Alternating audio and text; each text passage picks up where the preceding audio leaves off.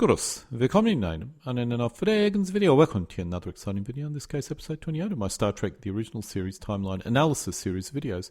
In this video I'll discuss what we know about the Romulans. The second alien race that I'll be covering in detail is the Romulans, which seem to be a distant cousin to the Vulcans.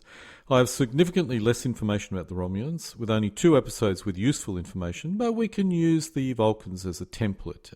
As is my practice, let's look at all the references in the original series scripts and attempt to create a coherent view of this enigmatic people. In The Balance of Terror, we discover the Romulans are an offshoot of the Vulcans. Spock states in this episode, if the Romulans are an offshoot of my Vulcan blood, and I think this is likely, then attack becomes even more imperative.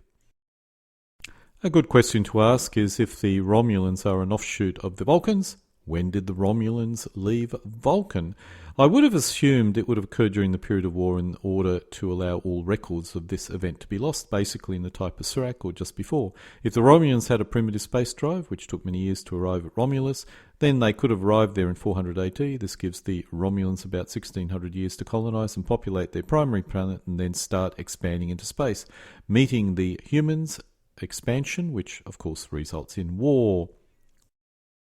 While this theory is a little bit of a stretch, although it's reasonably coherent, in order to work I have to assume the lifespan of the Romulans are less than that of the Vulcans, or perhaps the long lifespan of the Vulcans occurred due to the focus on mental control that occurred after the Romulans left. To populate Romulus in 1600 years, this needs a shorter lifespan than, let's say, the Vulcans, unless Romulan women act as baby machines, which I doubt they ever would. In order to drill down exactly when the Romulans left and what type of spacecraft they used is something that would be interesting to answer. Let's look at the few data points we have to see if we can answer these questions. The first is the Vulcans lost all records of their Romulan offshoot. The only way this could have occurred was as a result of a civilization-destroying war or wars, which raged between 300 and 399 AD. Thus, the Romulans must have left before this event, most likely in 300 AD, but this could have been a little bit later, but no later than 400 AD. The second point is the Romulans must have used FTL-capable space drive, perhaps capable of 30 C or 30 times speed of light, at least. The distance between the Vulcans and Romulans is likely about 600 light years. At 30 times the speed of light, they could have made the journey in 20 years, which is a long journey but plausible. This is a reasonable advanced drive, which means the Romulans would not have left before Vulcan had achieved this type of technology, which means it's unlikely they left prior to 300 AD. If Vulcan had a 30-time or 30C drive, that's 30 times speed of light drive, hundreds of years prior to the big war, then instead of fighting over resources on Vulcan, they could have harvested resources from other planets, you'd think. I suspect the development of this drive coincided with the beginning of a series of war which lasted 100 years, so they never had the opportunity to go out and get resources and bring them back. This must mean the Romulans left sometime between 300 and 380 AD and arrive in Romulus about 400 AD. This could have taken more than 20 years on their journey if they stopped at a lot of planets on the way, but I suspect they wanted to get as far away as possible from Vulcan for some reason and then look for the first suitable planet, which they found fairly quickly. This gives them sufficient time to build up their star empire. In the episode Balance of Terror, we discover the names of 2 main Romulan planets. They are called Romulus and Remus. Also in the episode Balance of Terror, we see a map which shows a 3rd Romulan planet, in this case Romi. United Earth probably had 3 main planets, Earth, Mars and Alpha Centauri. It seems reasonable that Romulus, Romulus, Remus and Romi were similar for the Romulans. Also in the episode Balance of Terror, we discover there was a war between Earth and the Romulans a century before this episode, which is called the Earth-Romulan War. The estimated this war occurred around 2150 and may have lasted until 2159. I suspect the main fighting occurred between 2156 and 2159, but there would have been some minimal fighting prior to this. Also in the same episode, Balance of Terror, we learned there was a neutral zone established by treaty after the Earth-Romulan conflict, which occurred a century prior. Also, again, in Balance of Terror, we discover Romulan ships during the Earth-Romulan War are painted with a giant bird of prey. This is also the case in 2264, at least for this class of spacecraft. In the episode The Enterprise Incident, the Romulans are using Klingon-designed ships. This is clearly to keep costs down in the TV series, but it's possible a Klingon spacecraft was captured in a war with the Klingons in 2240, and it was reverse engineered, specifically due to the warp drive which the Klingons seemed to have before the Romulans.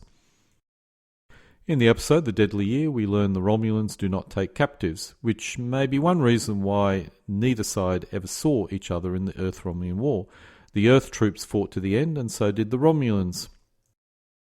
Also in the episode Enterprise Incident, we learned the standard Romulan procedure is to shoot first and ask questions later. Not very nice people, are they? Going back to the episode Balance of Terror, we discover the Romulans are creatures of duty, even if it means their own death. Very Roman indeed.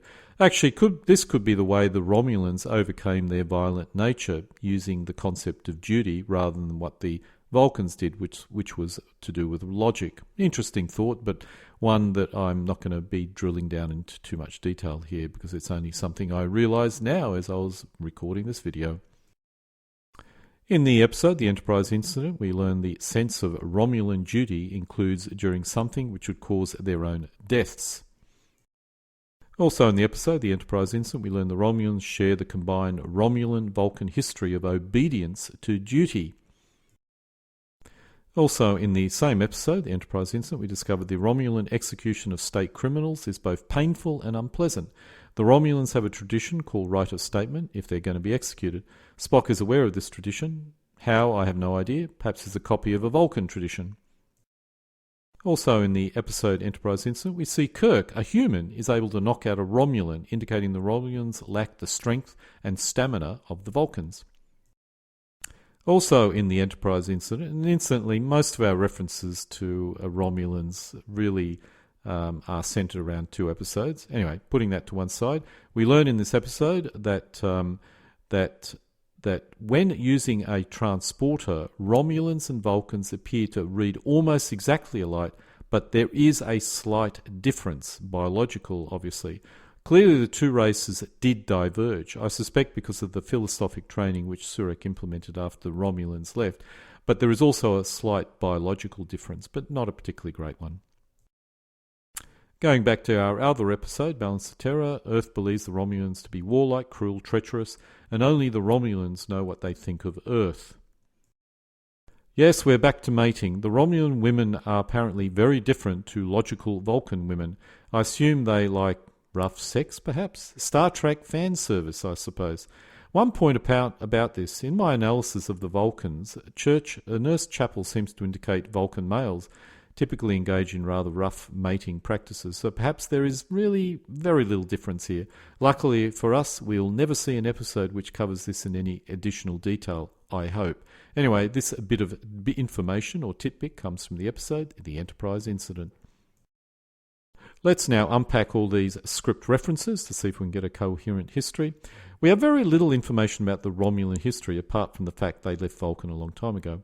After they left, they created an empire as large as the United Earth Territories. In order to do so, they would have needed as much time as possible to build up their population and then expand from their home planet. If they expanded about the same time as Earth, they may have ended up with a similar-sized empire.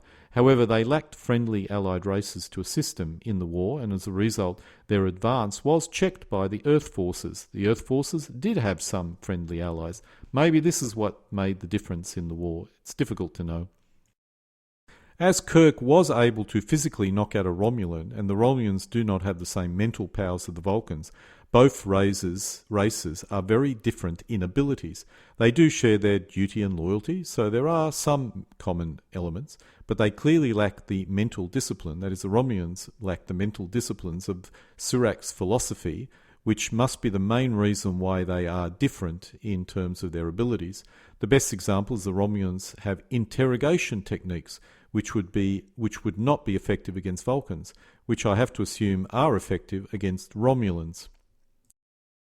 Thus, the Romulans share many common physical attributes with the Vulcans, but there is a significant difference which must be caused by the logic pacifist philosophy of Surak. And so we come to an end of part 28 of my Star Trek, the original series timeline analysis series of videos, in this case discussing the Romulans. The episode scripts can be found using the URL shown. Alle guten Dingen, kommen zu einem Ende.